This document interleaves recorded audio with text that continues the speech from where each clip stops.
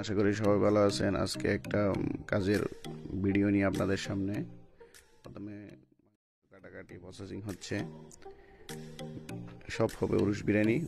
যে মাংসগুলো ছোটো ছোটো কাটতে হবে, মাংস কাটার পর দিয়ে দেয় আমি ডেক্সিতে। এখন এক পর্যায়ে বিরিয়ানি রান্না করতে হলে আগুন